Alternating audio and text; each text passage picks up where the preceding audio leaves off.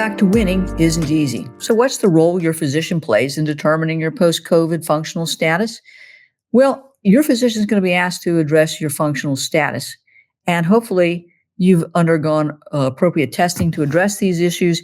You understand and your doctor understands the definition of disability and proof that's required. I want you and your physician to think about this three ways. The first question in my mind is, did you have a pre-existing condition that was aggravated or accelerated? If so, we want to address that, if you will, on a separate piece of paper. Here's my pre-existing condition. Here were my symptoms, my treatment, my functionality, and this is how it's changed after COVID. Increased symptoms, increased treatment, new symptoms. This is how it impacts my functionality. Secondly, we want to talk about the actual long COVID systemic complications.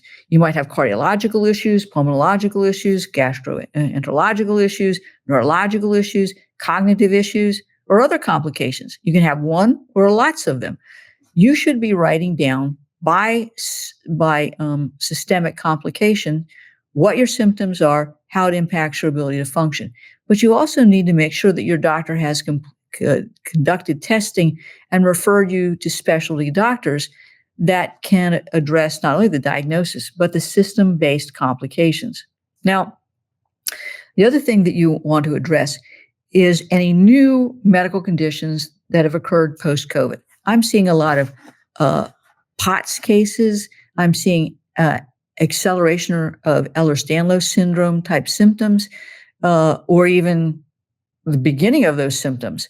I am seeing activation of Epstein-Barr. I'm seeing mast cell syndrome type issues. I'm seeing trigeminal neuralgia issues. I'm seeing all sorts of new conditions as a result of COVID. And again, you want to make sure that your physician has documented your symptoms and your functionality, but that there is an objective basis for addressing the diagnosis of those conditions and your functionality.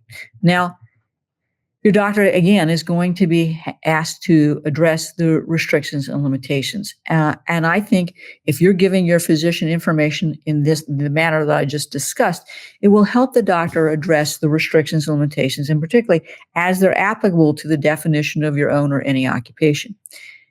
I've talked repetitively about how we want to use Social Security Disability Residual Functional Capacity forms as a supplement to the attending physician statement forms. And I'll talk about that in a minute. But understand that the disability carrier plan is going to hire their own liar for hire doctor to cherry pick your medical records and to minimize or even disregard your symptoms and your functionality. We want to make it more difficult for them to legitimately attack those opinions of your physicians, particularly those regarding your restrictions and limitations. Got it?